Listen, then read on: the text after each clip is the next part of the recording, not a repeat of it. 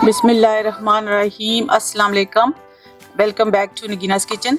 आज जो मैं व्लॉग आपके साथ शेयर करने जा रही हूँ, ये जो वेजिटेबल्स मैं लगाती हूँ अपने गार्डन में, तो उनके बारे में है। तो मैं आपको दिखाऊंगी कि किस तरह से मैं सीड्स जो है ज़मीन के अंदर लगाती हूँ। ये जगह जो है हमने साफ़ कर ली है बिल्कुल अच्छी तरह से खोद। तो सीड्स जो है मैंने इस तरह किया है कि एक टिश्यू पेपर लेकर तो इसको वार्म वाटर के साथ वेट करके तो उसके अंदर सीड्स रख दें इस तरह से, और किचन में कहीं जहाँ पे थोड़ी गर्म जगह है वहाँ पे रख दें, तो इस तरह से ये जल्दी ग्रो हो जाते हैं। मैं आपको दिखाती हूँ, ये देखें ग्रो होना शुरू हो गए हैं। तो अब इनको ज़मीन में डालेंगे तो ये जल्दी से जो है ग्रो हो जाएंगे। ये करेले के बीज हैं ये वाले, तो अल्लाह करे कि ये ग्रो हो जाएं और करेले हमारे लग जाएं, तो फिर मैं आपको इसकी अपडेट ज़रूर दूंगी इंशाल्लाह। तो ये कुछ जो बीज हैं ये अभी नहीं ग्रो हो गए। 3 दिन जो है इनको मैंने इस वेट टिश्यू पेपर के अंदर इस तरह से बंद करके, तो एक प्लास्टिक बैग में डाल के तो उसको बंद करके उसकी नोट लगाकर तो उसको किचन में रख दिया था। तो ये जो सीड्स हैं ग्रो होना शुरू हो गए। तो ये और वो भी हैं, ये भी हैं, ये जो हैं क्यूकमर के हैं, मैं पाकिस्तान से लेके आ आई थी। तो ये देखें ये भी ग्रो हो रहे हैं। ये देखें टिश्यू पेपर के ऊपर इस तरह से। और ये वाले जो हैं माशाल्लाह माशाल्लाह, ये देखें ये भी काफ़ी ग्रो हो गए। ये जो हैं बीन्स जो होते हैं, जो फलियाँ बनती हैं, वो वाले सीड्स हैं। तो इनको भी ज़मीन में डालेंगे आपके सामने। तो फिर मैं 1 हफ़्ते 2 हफ़्ते के बाद इंशाल्लाह इसकी अपडेट दूंगी आपको। तो जगह जो हमने प्लान कर ली हुई है, इसके अंदर 80% मट्टी है और 20% कंपोस्ट है। तो ये अच्छी तरह से इस तरह से प्लान करके तो इस तरह से एक छोटा सा होल बनाकर तो बीज को उसके अंदर रख के इस तरह से तो ऊपर से मिट्टी डाल दें और इस तरह से प्लान कर दें, और फिर आगे इस तरह से इससे ही ये देखें ये कितना प्यारा ग्रो हुआ है।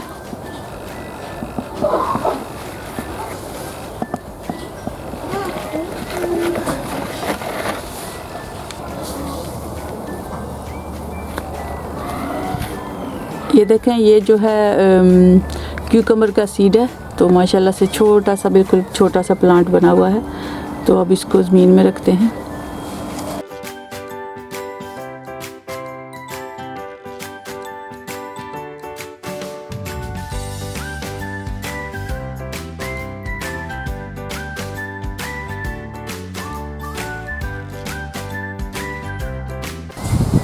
ये वाला सीड जो है सोए का है, जो सोए का साग होता है उसका सीड है।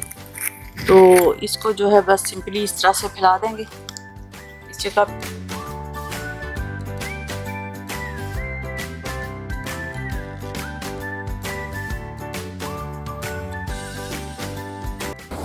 ये जो बीज है मुझे याद नहीं, पता नहीं कौन सा साग है, तो किसी साग का ही छोटा छोटा बीज है। तो इस तरह से ब्लैक कलर का है। तो मैं याद नहीं रहा मुझे कि कौन सा साग का बीज लिया था मैंने। तो ये भी लगा देते हैं, अगर अल्लाह करे तो ये भी उगाए।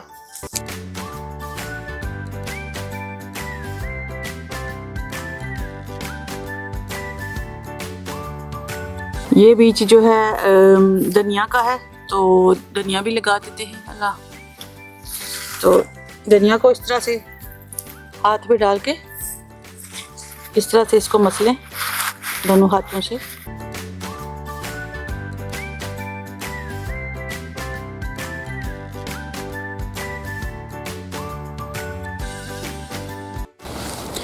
ये जो है ये वाला जो है स्पिनच का बीज है, पालक का बीज भी जो है इस तरह से स्प्रिंकल करते हैं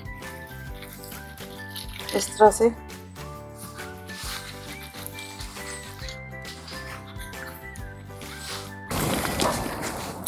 ये जो है तारा मीरा का बीज है। तो तारा मीरा जो है वो सेहत के लिए बहुत ही अच्छा होता है। तो इसका साग भी लगा लेते हैं, अगर उग गया तो बड़ी बात है। तो अभी इसको भी इस तरह से फैला देंगे।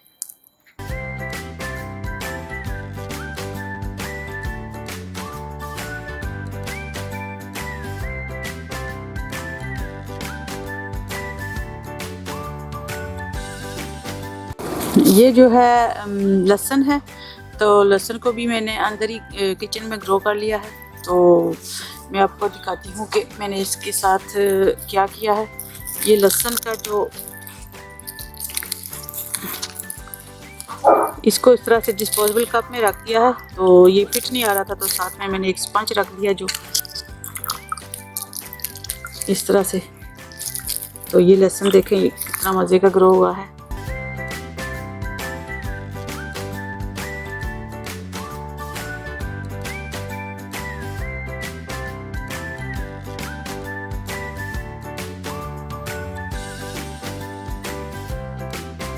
ये छोटे छोटे 2 प्लांट लेके आई हूँ इसके तोरी के, एक कोजेट ग्रीन वाली है और ये वाली येलो वाली। दो कलर में कोजेट जो है वो प्लांट करेंगे इसको। तो हो सकता है कोई सब्ज़ी मिल ही जाए हमें इस साल भी।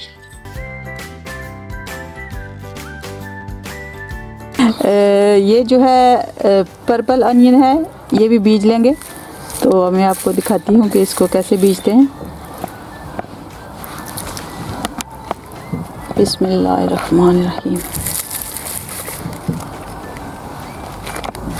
ये जो है लहसुन का पैकेट है, ये 2 पाउंड का मिला है मुझे।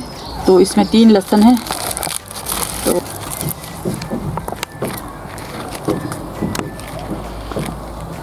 और घर का जो लहसुन है उसकी जो होती है ग्रीन पार्ट, ग्रीन लहसुन जो होता है वो बहुत ही मज़े का होता है। और अगर उससे चटनी बनाई जाए तो बहुत ही लजीज चटनी बनती है माशाल्लाह से। और एक लंबा जो खड्डा बनाया है उसमें इस तरह से आलू रख देंगे लाइन के ऊपर थोड़े थोड़े वक्फे से।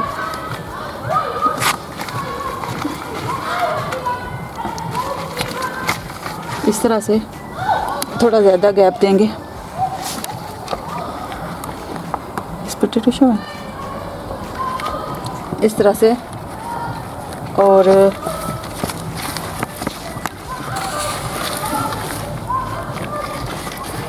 फिर इसके ऊपर डाल देंगे मट्टी। बस इतना सा काम है और ये हमारे जो है घर के पोटैटो तैयार हो जाएंगे 1-2 माह के बाद। अब इसको कवर कर देंगे इस तरह से।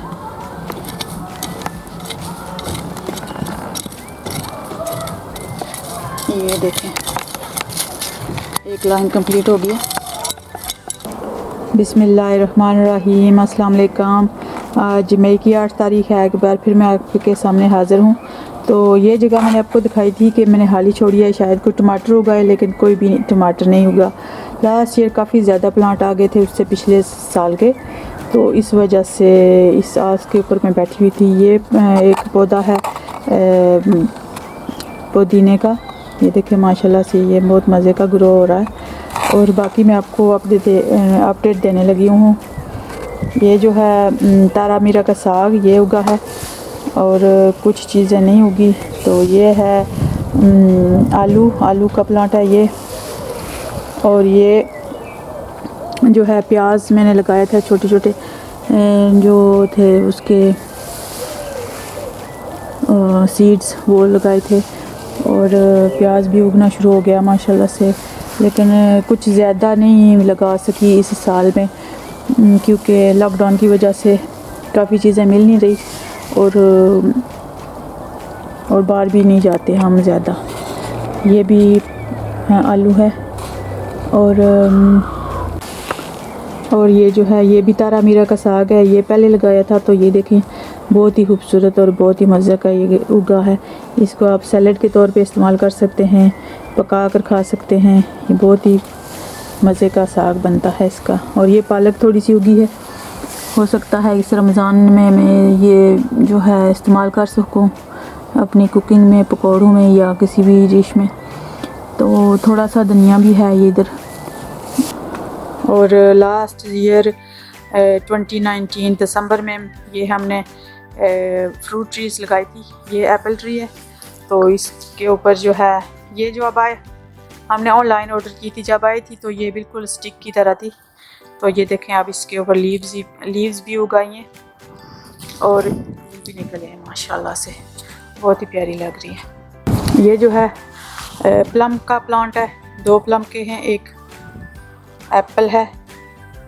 4 प्लांट हमने लगाए हैं पिछले साल, तो इस साल जो है वो ये इनके पत्ते निकलना शुरू हो गए हैं।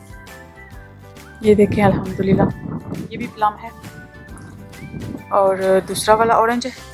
तो अभी ये ग्रो होना शुरू नहीं हुआ, पता नहीं ग्रो होता भी है या नहीं, क्योंकि यहाँ पे शायद ऑरेंजेस नहीं होते। इसी तरह था जब ये आया था, इसकी ऐसी लीव्स थी। तो आई होप आपको मेरा गार्डन पसंद आया होगा। अगर पसंद आया तो लाइक करें, शेयर करें और सब्सक्राइब करें मेरे चैनल को। Thank you so much for watching. अल्लाह हाफिज़।